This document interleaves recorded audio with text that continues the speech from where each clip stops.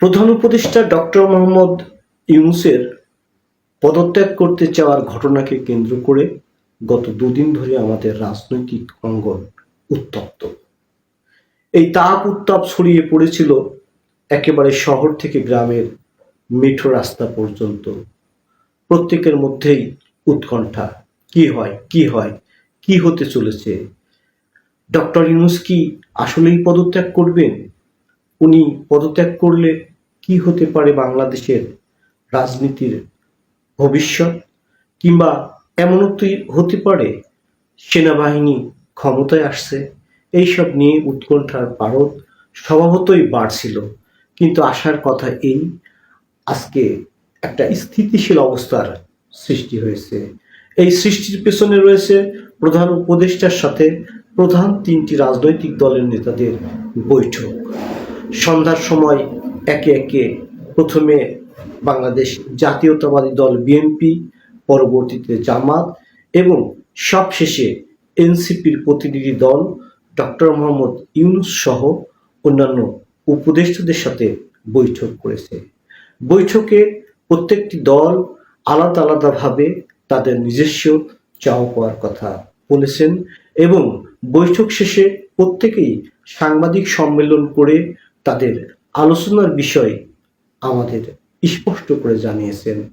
বিএনপির তরফ থেকে বলা হচ্ছে তারা সুনির্দিষ্টভাবে তিনজনের পদত্যাগ দাবি করেছেন এবং তারা দাবি জানিয়েছেন ডিসেম্বরের মধ্যেই যেন নির্বাচন সম্পন্ন করা হয় এবং নির্বাচন সম্পন্ন করতে হলে যে রোডম্যাপ বা যে সমস্ত পদক্ষেপ নেওয়া প্রয়োজন সেই পদক্ষেপ অগ্রাধিকার দিতে হবে। অন্যদিকে জামাত এবং এনসিপির তরফ থেকে বলা হয়েছে তারা নির্বাচনের আগে সংস্কার চায়, কিন্তু আমি মনে করি সংস্কার একটি চলমান প্রক্রিয়া, সংস্কারের একটি পরিধি আছে। আমাদের একটা নির্দিষ্ট পরিধির মধ্যে প্রত্যাশা থাকা উচিত যে এই পর্যন্ত সংস্কারের পরে আমরা নির্বাচন চাই, কারণ নির্বাচন যতই পিছাবে, নির্বাচন যতই দেরি হবে, দেশের পরিস্থিতি ততই উত্তপ্ত হতে থাকবে। আমি মনে করি এই বিষয়টি উপদেষ্টা পরিষদ সহ প্রধান উপদেষ্টারা অবগত হয়েছেন। আসার কথা এই, আগামীকাল আরও একটি সর্বদলীয় বৈঠক আছে। ওই বৈঠকে বাংলাদেশের প্রায় প্রত্যেকটি দলের প্রতিনিধিরা অংশগ্রহণ করবে।